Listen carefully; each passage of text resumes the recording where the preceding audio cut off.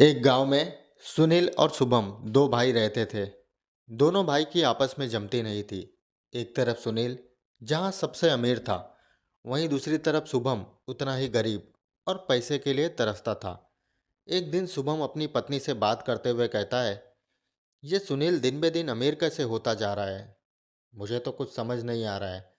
जबकि वो तो इतनी मेहनत भी नहीं करता है और ना ही काम करता है, फिर भी इतना पैसा आ रहा है उसके पास।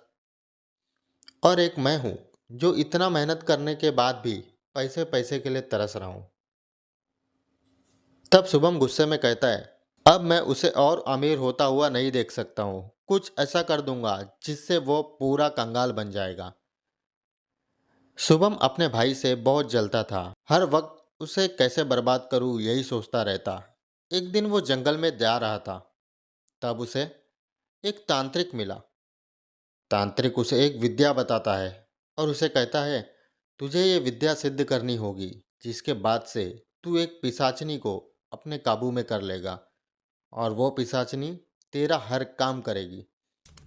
शुभम अगले दिन से उस पिशाचनी की साधना शुरू कर देता है और वो पिशाचनी एक दिन प्रकट होती है और शुभम से कहती है, बोल, मैं हाजिर हूँ, क्या करना है?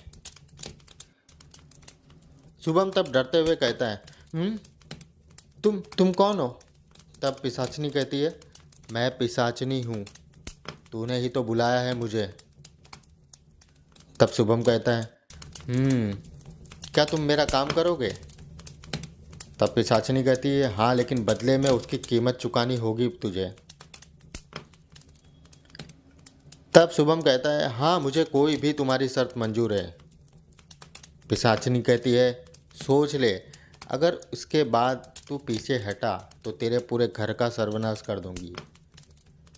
तब शुभम कहता है, हाँ, मुझे तुम्हारी हर शर्त मंजूर है। तुम मेरे भाई को कैसे भी करके बर्बाद कर दो और उसे कंगाल बना दो। तब पिशाचिनी कहती है, हाँ हाँ, ठीक है, तेरा काम हो जाएगा। अगले दिन सुनील देखता है कि उसके घर में आग लग चुकी है। उसके सारे पैसे उसके आंखों के सामने जलकर तबाह हो जाते हैं और वो पूरी तरीके से कंगाल हो जाता है। उसके बाद अगले दिन वो पिशाचनी आती है और शुभम से कहती है, तेरा काम कर दिया है मैंने, अब अपना वादा पूरा कर। शुभम कहने लगता है, वादा? कैसा वादा? पिशाचनी कहती है, मुझे अब ये तेरी पत्नी या तेरे बच्चे, इन दोनों में से किसी एक की बलि चाहिए। इतना सुनते ही शुभम डर जाता है और कहने लगता है, नहीं नहीं, तुम ऐसा कैसे कर सकते हो? शुभम कहने लगता है कि तुम मुझे मार दो, लेकिन मेरे बच्चे और मेरी पत्नी को कुछ मत करो। लेकिन वो पिशाचिनी उसकी एक भी ना सुनती है और उसकी पत्नी की जान ले लेती है और वहाँ से गायब हो जाती है। शुभम अपने भाई को बर्बाद करने के चक्कर में खुद पूरी तरह से बर्बाद हो जाता है और एक दिन वो परेशान होकर खुद को भी मार लेता है।